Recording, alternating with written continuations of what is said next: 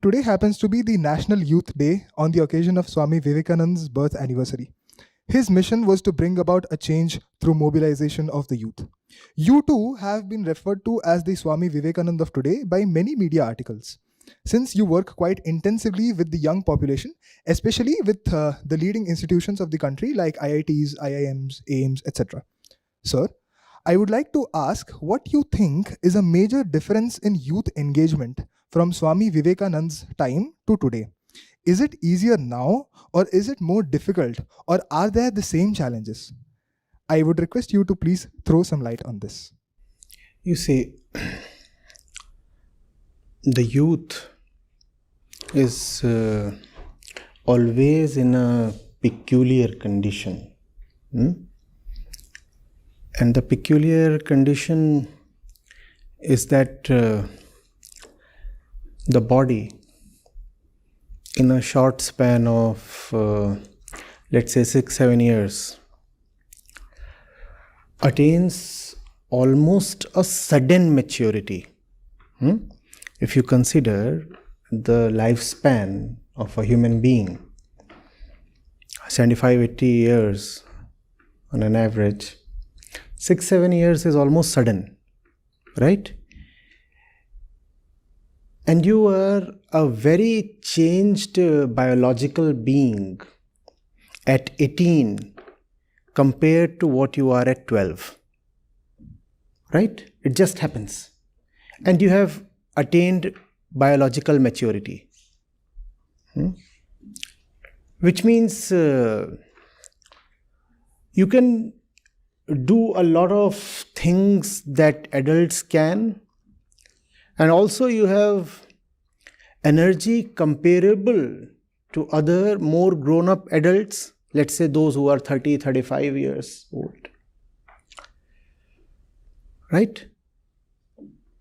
And all that has just happened when you were passing through your formal schooling and college or university education, right? Suddenly you find yourself a grown-up adult. No, life has not yet given you too many years to gather experience from, but it has given you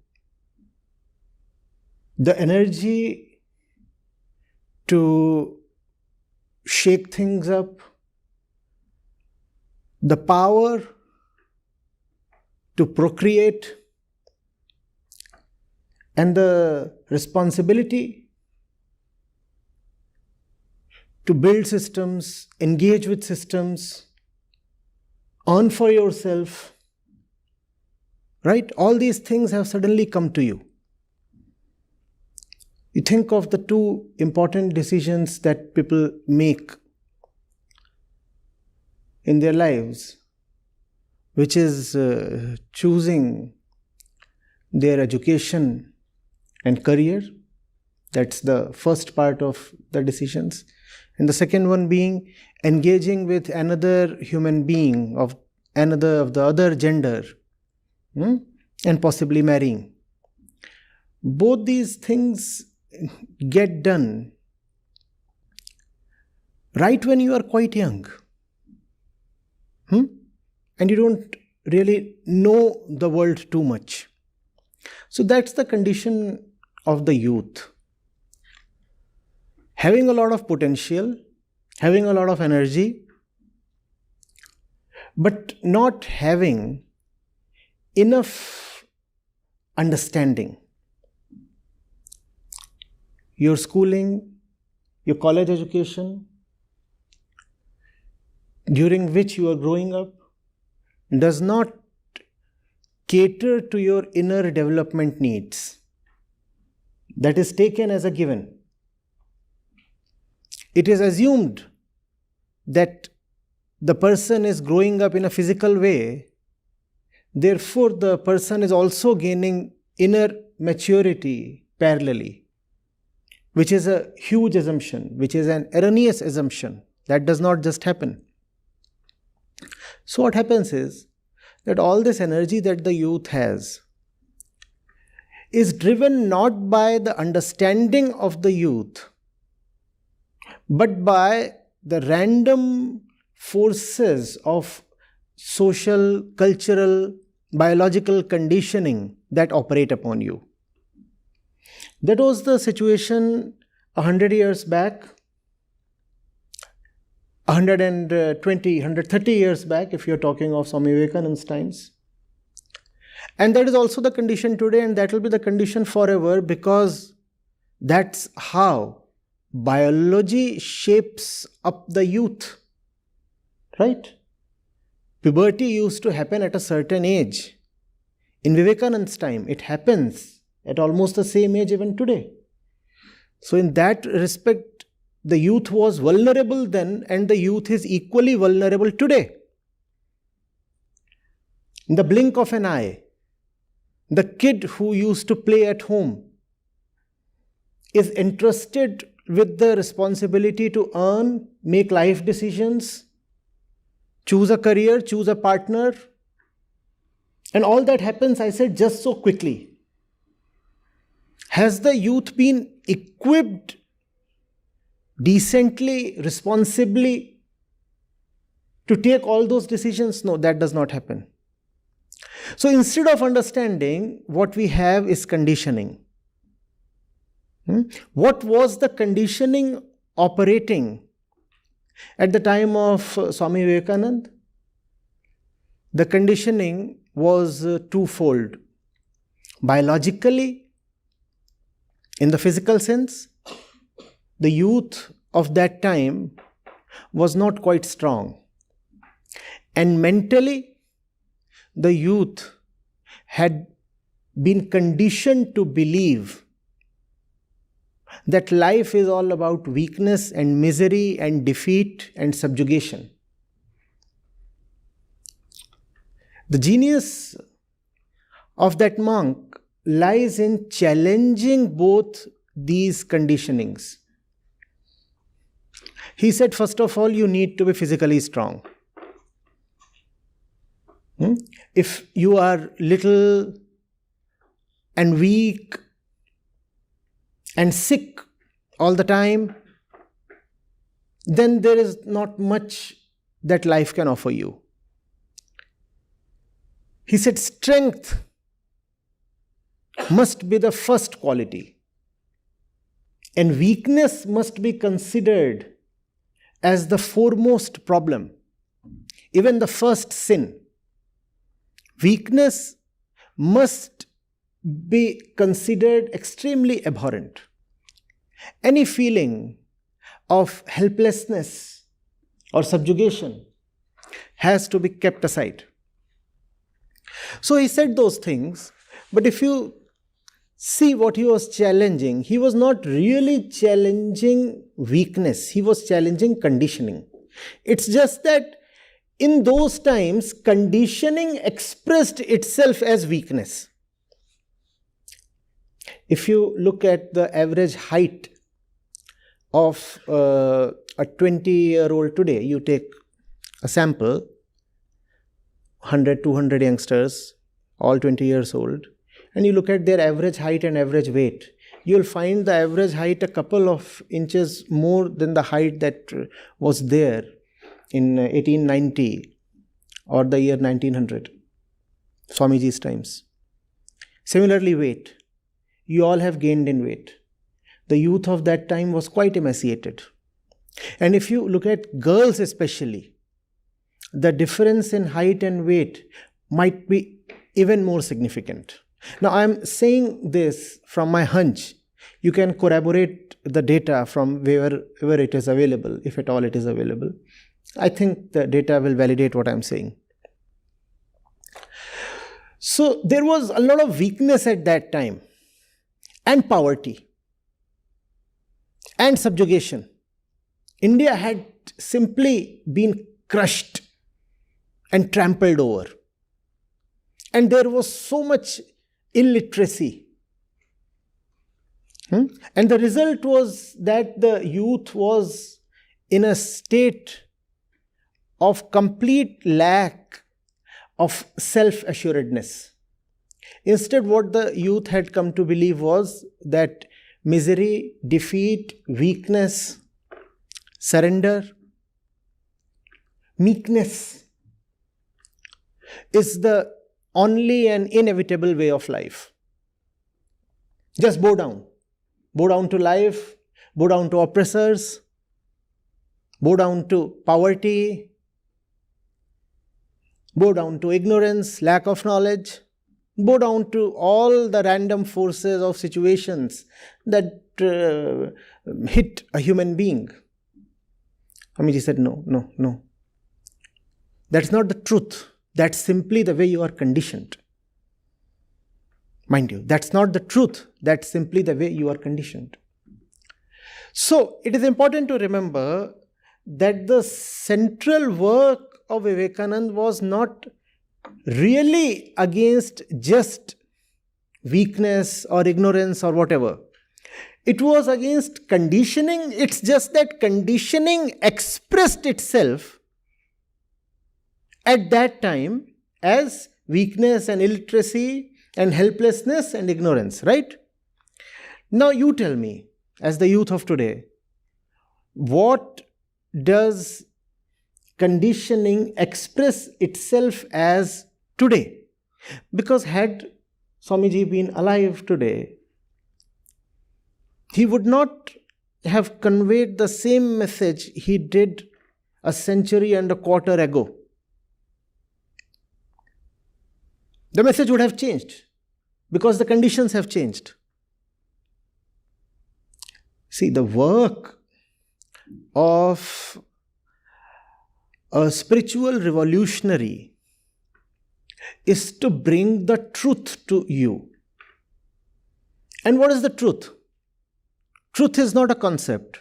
Truth is not a statement. Truth is not a principle to live by. Truth lies simply in getting rid of one's inner patterns. That which you have believed yourself to be, drop that. And what remains is the truth. Whatever you have become by chance, by ignorance, drop that, and what remains is the truth. So had he been around today, how would he have conveyed the message of truth? What has the youth of today become? Are we together? You see, his work lied in challenging what we have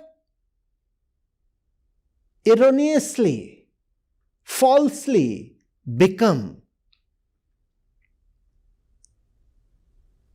Year 1900, year 1890, that was the time when he was the most active.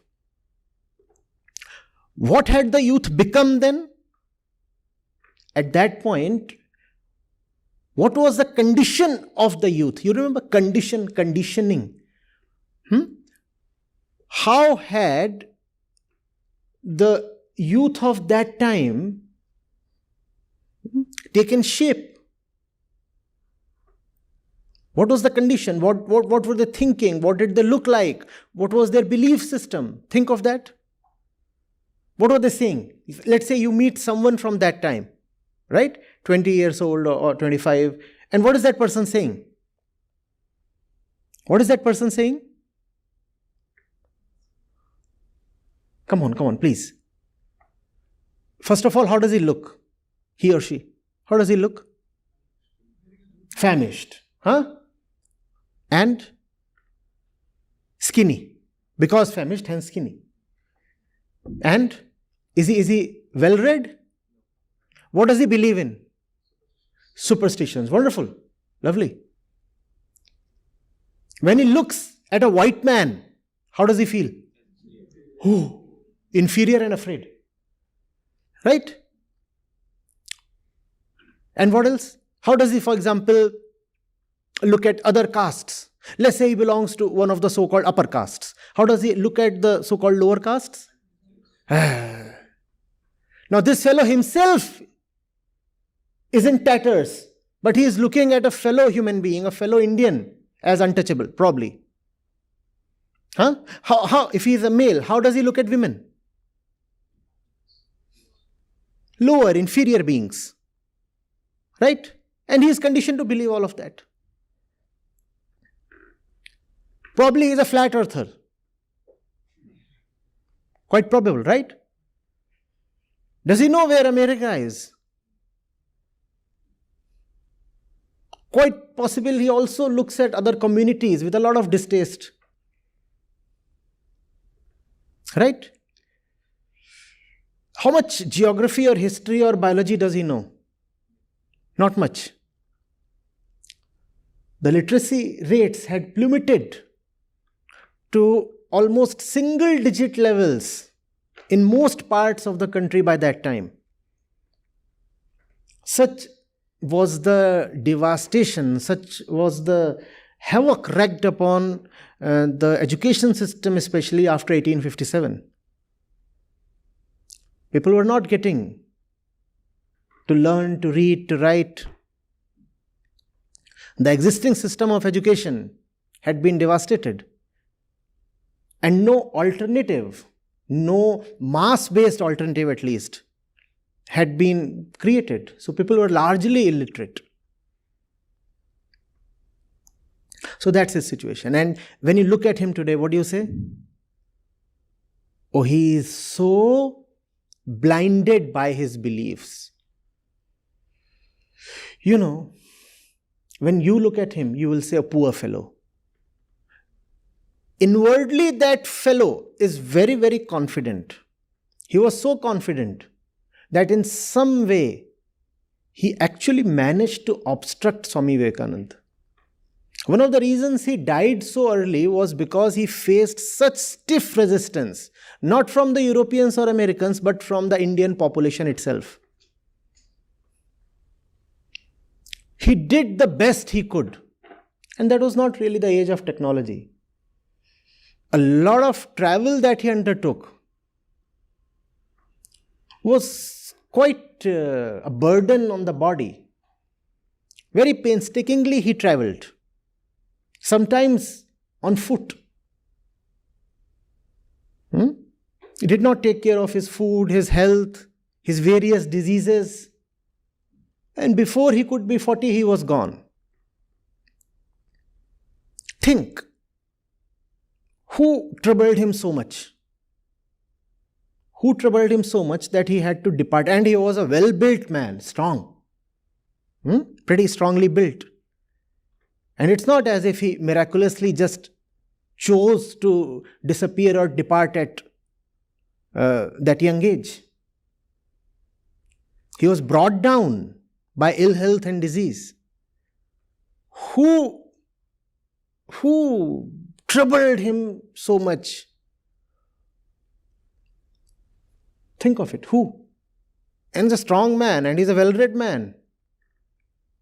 I mean, well-read is an understatement. He's a champion author. And there is somebody who just pulverizes him to the ground. Who is this? That famished, ill-read, ill-bred, ill-fed fellow. He defeated Swamiji. Not in the final count, obviously, but at least temporarily. He kept on saying, if I just get 100 suitable young people, I'll change the face of India. He didn't get that many. It's debatable whether he got even 10 of them. You do not need to kill a man always directly. He's asking for something. He's betting his life on something. You devoid him of that which he wants so desperately, that which he loves with all his heart. He won't be able to live. Do you see this? It's just that we never love anything that heartfully. So we do not know what a real lover goes through. But if you ever want something really worthy, something really beautiful, with all your life, with all your energy, and you don't get it, you just don't feel like living. The youth of that time deprived Swami Vivekananda of what he wanted from them. And how did the youth deprive him? By blindly believing in whatever they believed in, whatever their concepts were. Today you look at that fellow we just talked of and you say, oh, 5 feet 4 inches, can't even write properly. You ask him to just tell how many major rivers are there in North India, he might not know. Ask him where do smallpox and chickenpox come from? He will say divine curse. That kind of a fellow. But that fellow, who is most probably racist, casteist, sexist, ignorant, that kind of a fellow manages to obstruct the work of a giant like Swami Vivekananda. That is the power of conditioning. It is conditioning that the Swami was fighting against.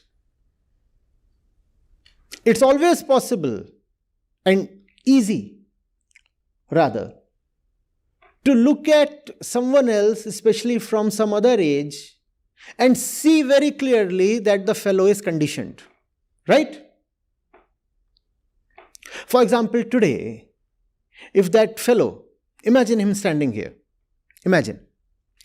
Today that fellow tells you, women do not need to be educated.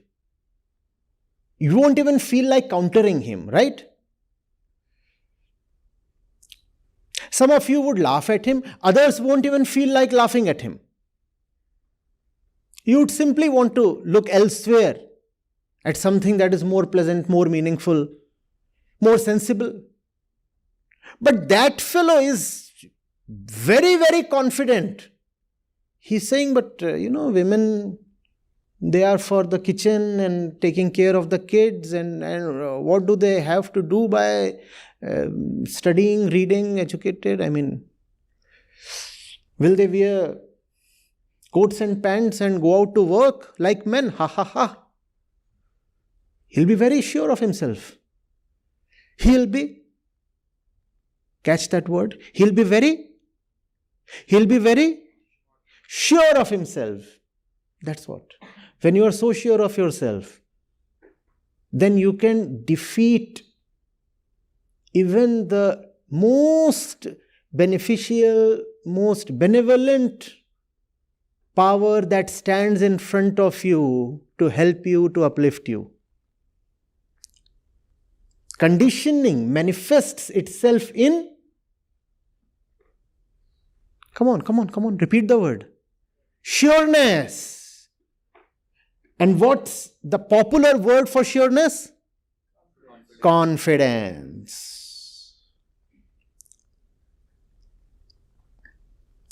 That skinny fellow, if you send his blood to some pathology lab, he would be found deficient in 20 things. In fact, he would be found deficient in everything. He might even be found deficient in a few organs. The fellow does not have a liver. That kind of deficiency. But he is not deficient in confidence. Deficient in everything, but not in.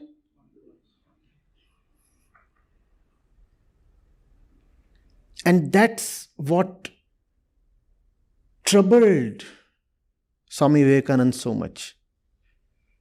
He actually laid down his life. It's just that when you are killed by a gun, then you can see the blood flowing.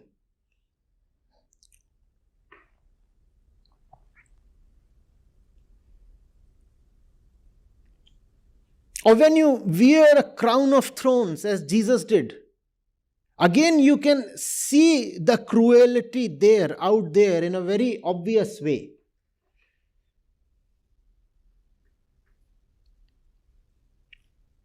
Or you find Socrates being made to drink poison. You can see it. Your eyes can see that. So you know this is murder. But when a Vivekananda dies that way, you do not see the blood flowing, and you do not see the thorns, and you do not see the poison. You do not see a head being chopped off, because you do not see. So you say, oh well, he just died out of some sickness. He was diseased. No, he was not diseased. He was killed. What killed him? The headstrong confidence that we have. You could call them headstrong jugheads. Extremely confident of themselves. And what they were then confident of, today we laugh at. Correct? What he was confident of that time, today we laugh at all those things, don't we? Maybe someone else would laugh at the things that we are today confident of. And confidence continues to be a buzzword even today, especially in the youth. Does it not? You all like to be confident, and you all admire confident people. Look at your role models. Don't they all act very confident? The ego, to sustain itself, all ignorance to sustain itself, must act very, very confident. Now, fast forward to 2023. What are we confident of? What are we confident of? And the inner confidence that we have is very, very stubborn. Times change. The ego tendency does not change. All change is just superficial, apparent, external.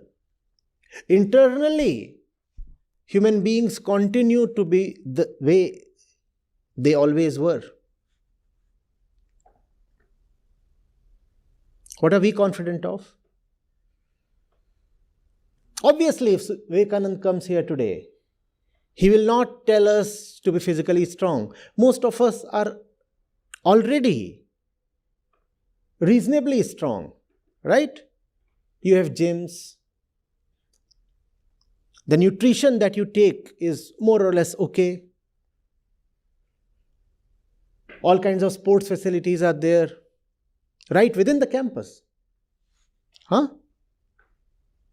So he will not talk of nutrition. At that time, he was talking a lot about good food, and he would say, come on, leave your ignorance behind. Get up, go and play football. Today, he does not need to tell you to play football. You already play football.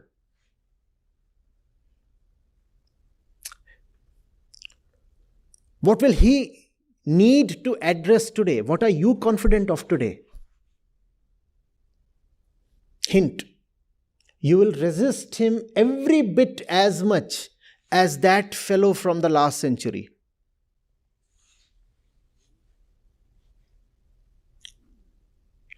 Nobody wants to accept a Swami Vivekananda. His lot, his fate is to be resisted. He was resisted then, he would be resisted even today. He was resisted by everybody, including the youth. Then it is the youth that would resist him even today. Now that's very counterintuitive, because we love to talk of Swami Vivekananda as a youth icon. Right? Swami Vivekananda, the favorite of the youth. Youth icon, youth icon. And here I am, asserting that were he to be here today, it is the youth that would resist him the most. Because the work of a spiritual revolutionary, of the knower of Vedant, and it is Vedant that Swamiji was most fond of. He worshipped Vedant, not any god. To him, Vedant was sacred. His work is to challenge the conditioning of the day. In that alone lies the worship of the truth. Challenge conditioning. What are we conditioned as? What are you conditioned to believe in? Tell me, please.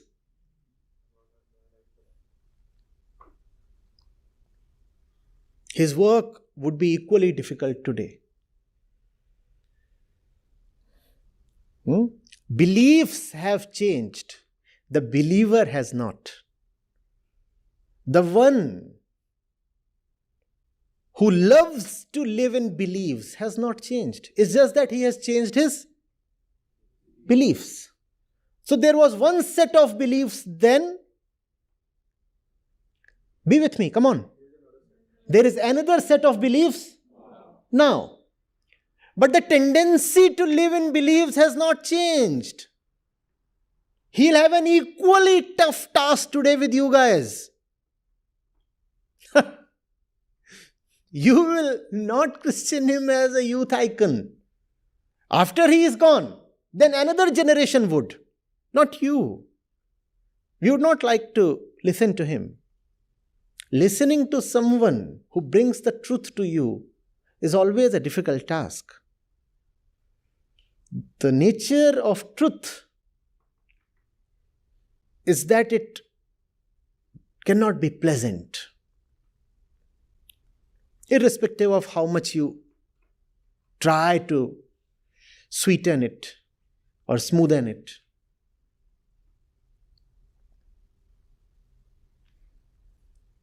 Are you getting it? Think of this. So many people would assemble to listen to him. When he returned from the States, a huge procession greeted him right at the port. But when he asked for just 100 people who could be his soldiers, he was denied.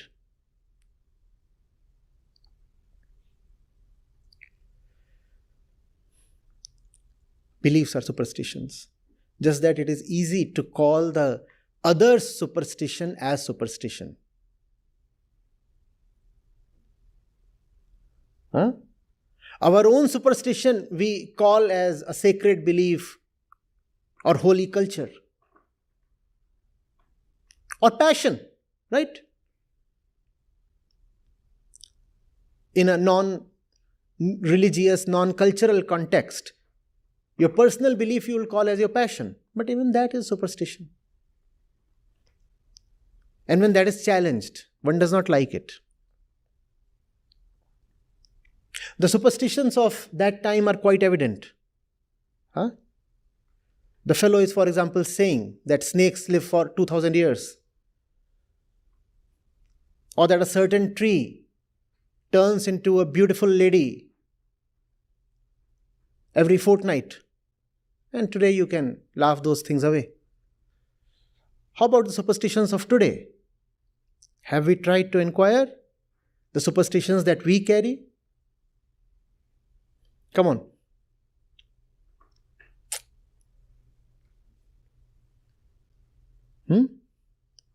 Risk a guess at least. Can you watch me from there? Otherwise, this seat is available. Come over to this side. I'll have to bend to look at you, and same with you.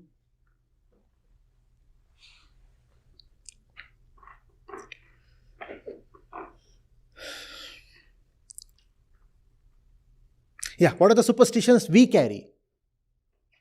Please.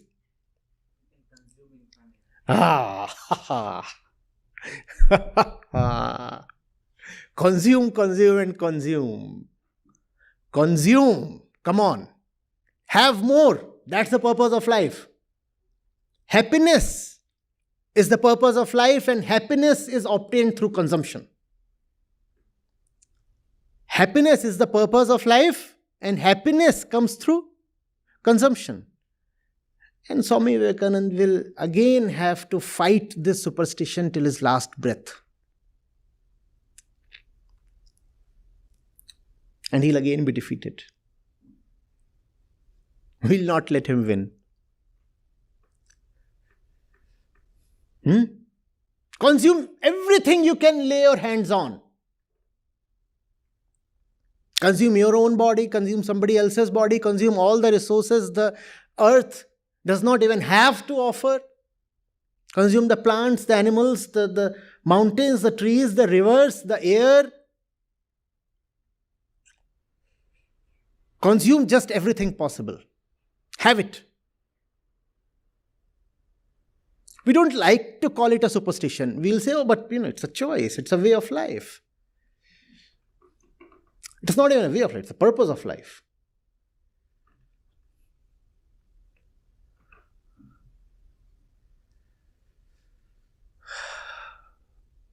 That's what he would do today. What is a superstition? What is a superstition? Believing in something without having inquired till the last detail. Right?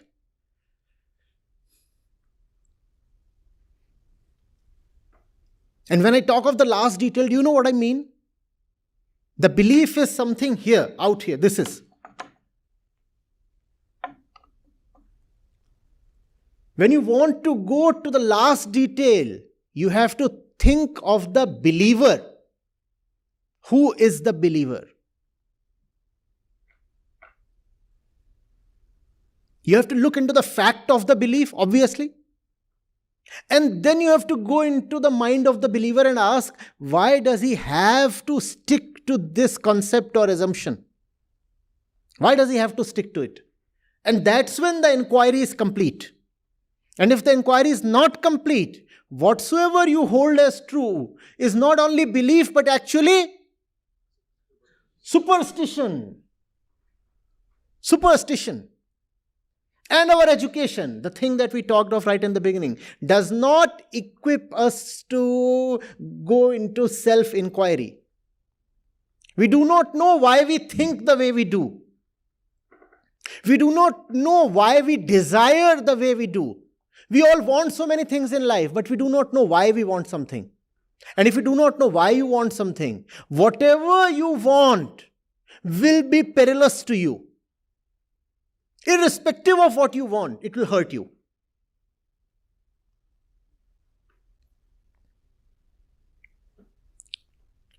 Are you getting it? Come on, come up with a few more superstitions. It's fun.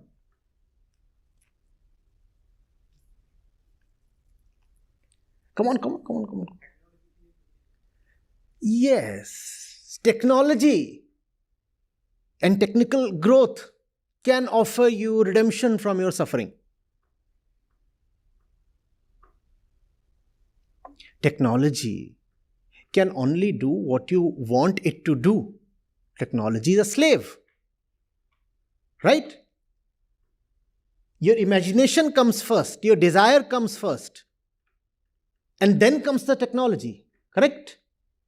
To fulfill your desire, to materialize your imagination. That's what technology does.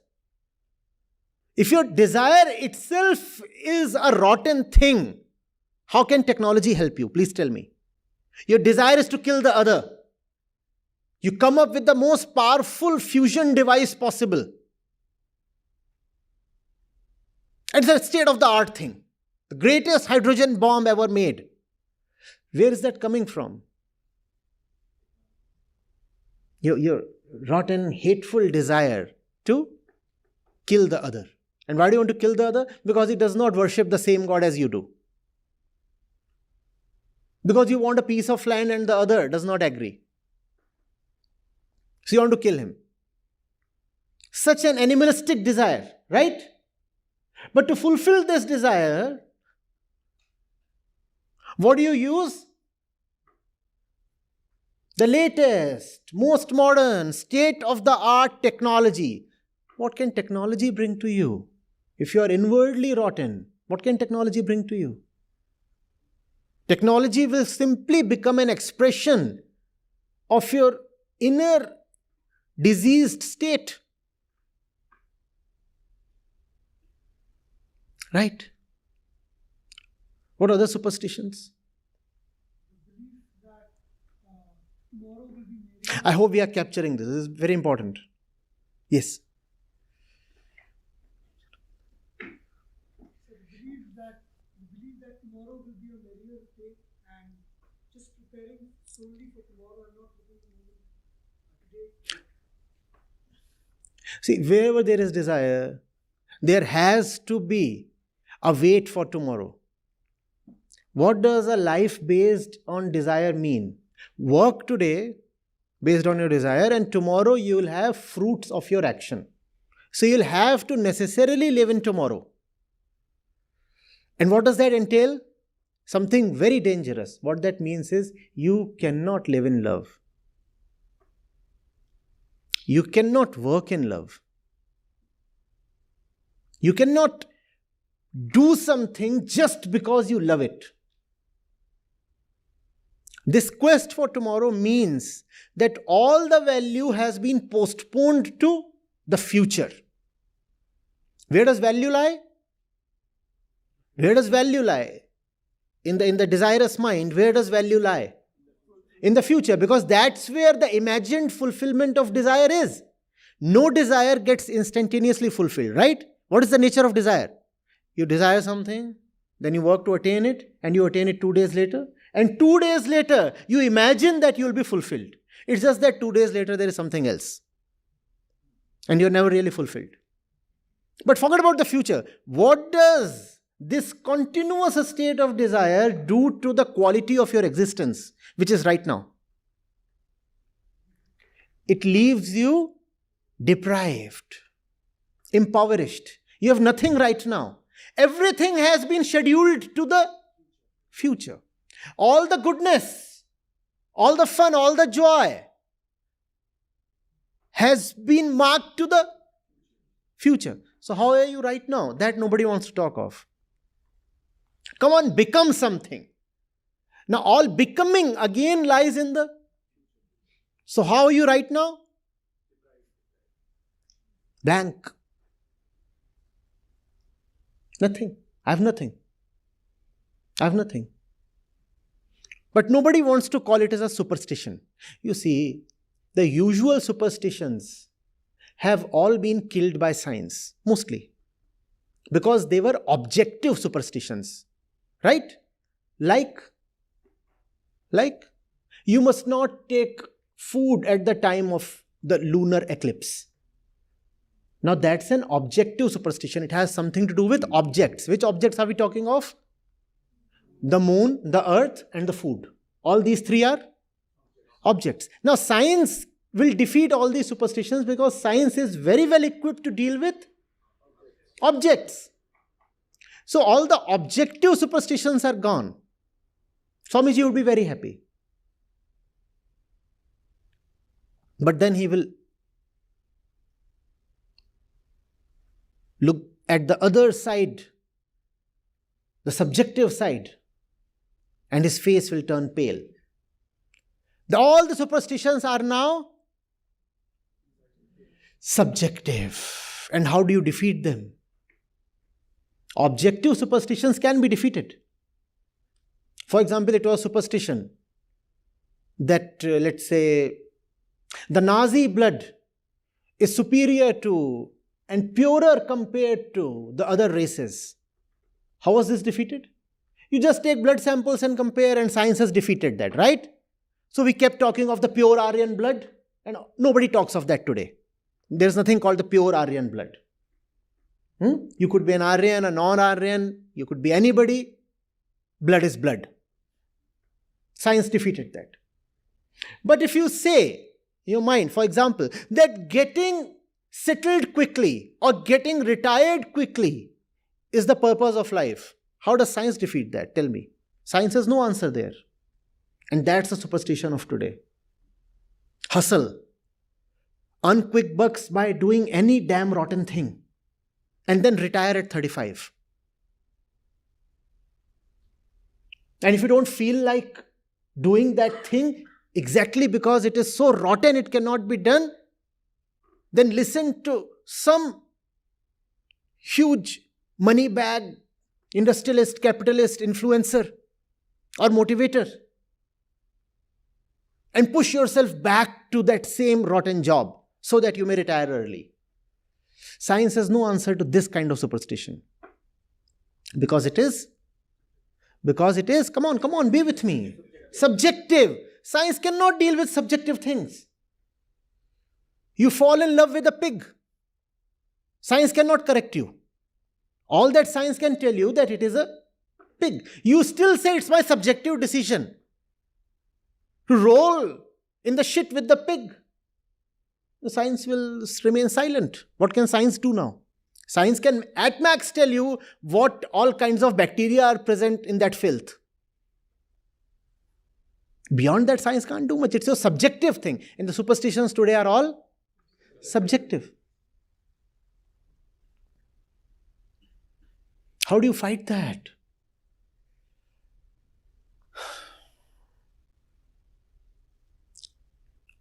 Swami Vivekananda is saying the challenges of the last century were actually easier to deal with.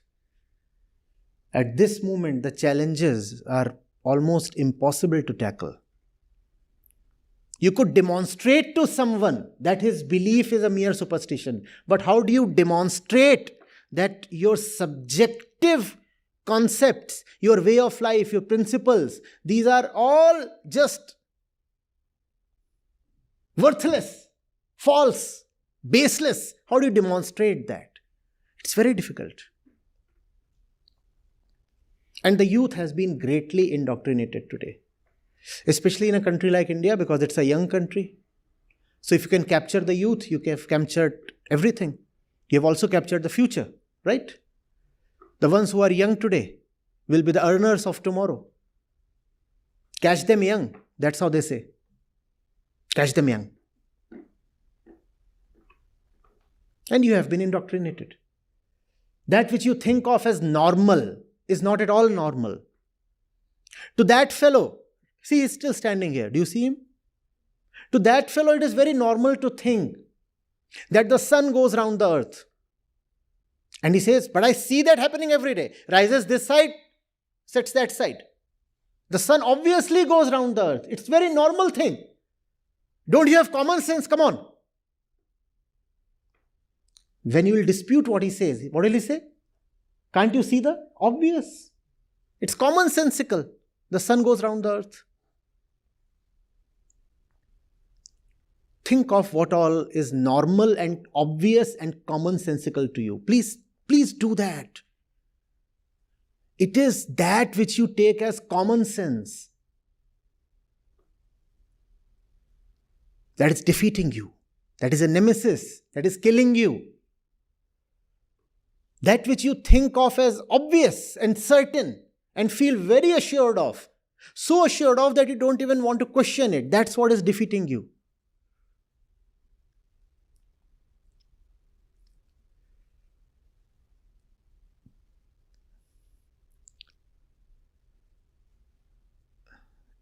Am I making sense, or is it?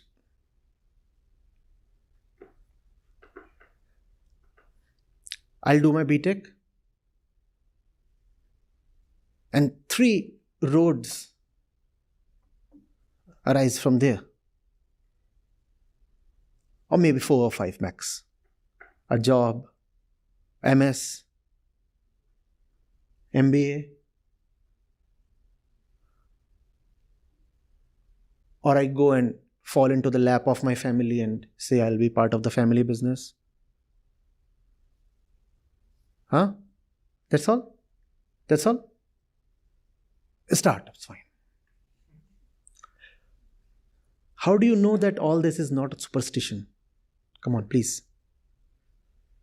How do you know? Now, don't dismiss it as being obviously an insane question to ask. You all are very sane people. For the next hour, just bear being a little insane with me. How do you know that this is not a superstition to choose just one among these 4 or 5 options?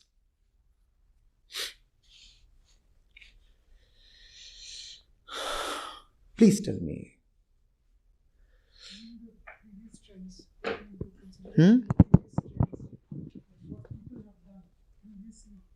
You are not a previous one.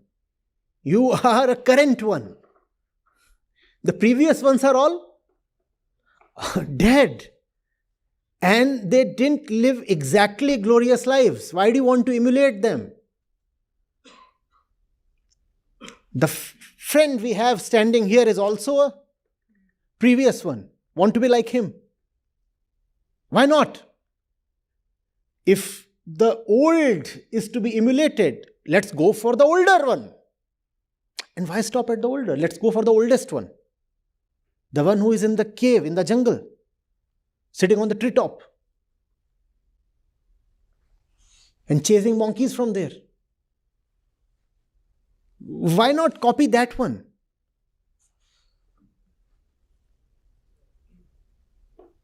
Something to visit.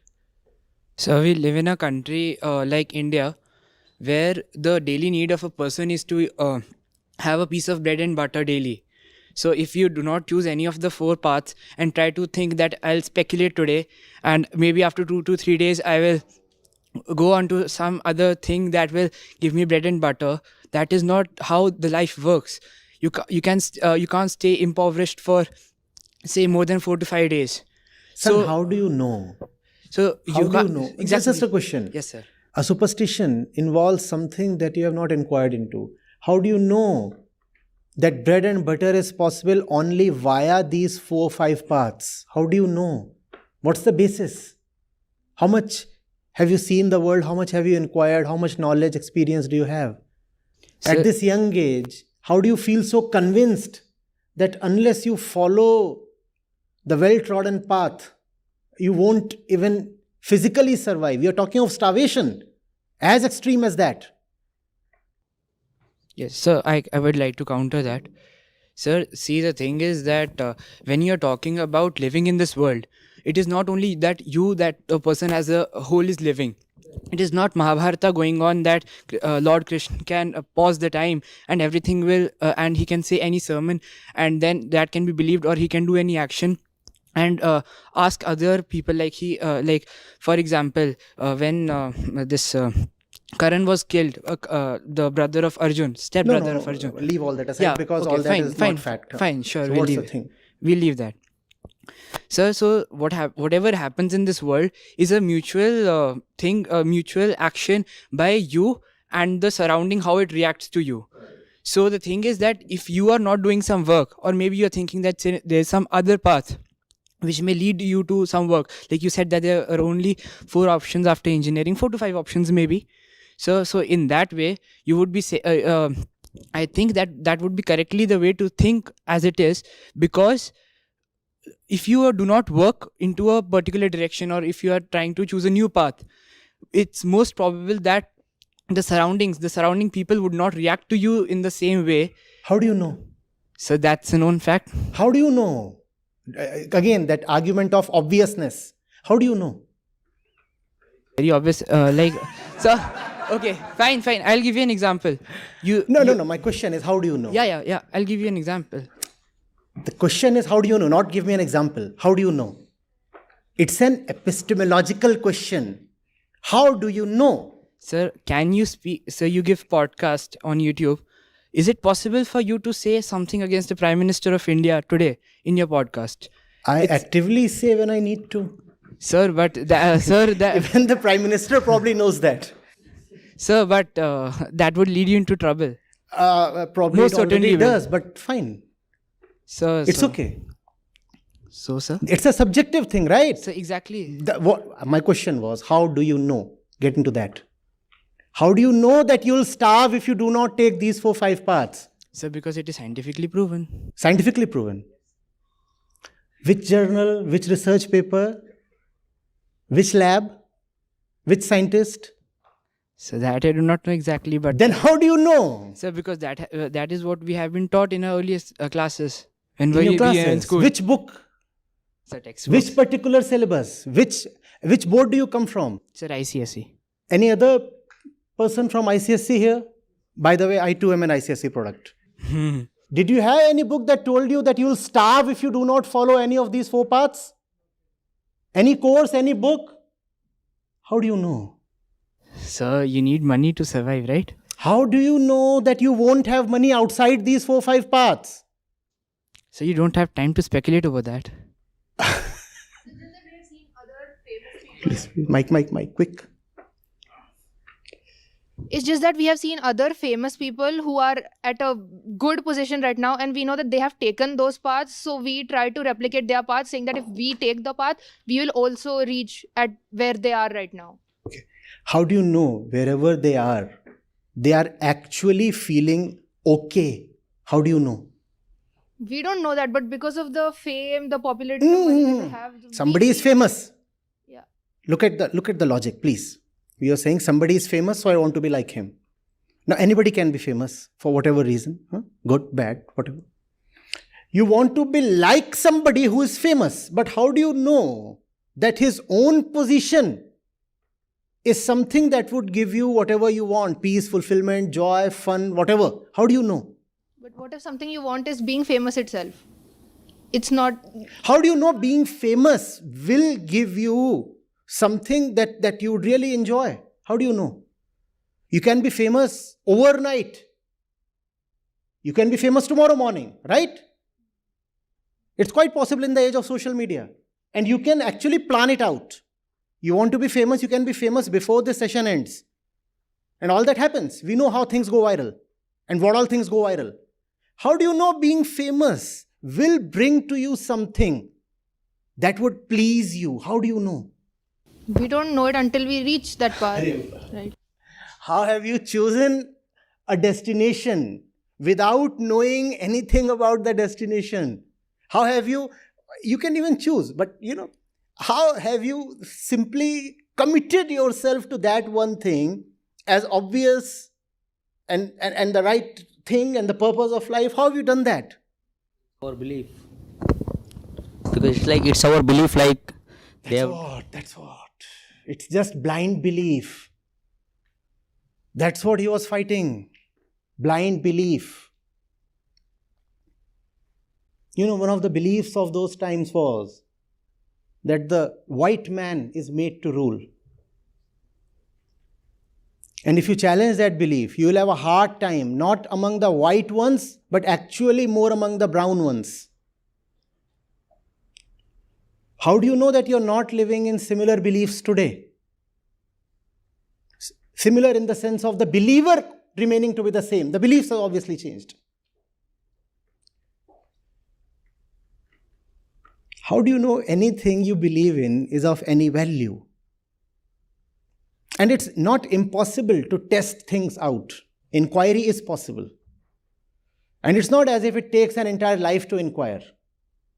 You have a lot of time. A lot of things that we believe in would simply fall to pieces if we sincerely inquire even for a couple of hours or a couple of days. It is possible. We don't even Google properly. Come on.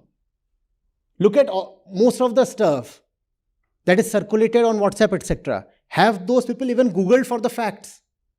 Is it so impossible to know that what you are believing in is just hogwash?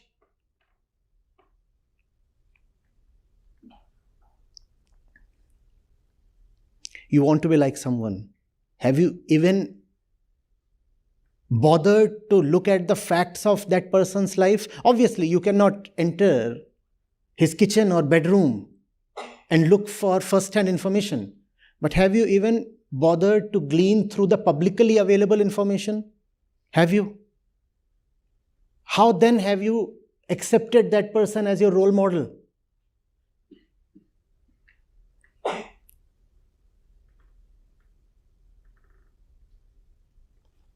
Asking you, please.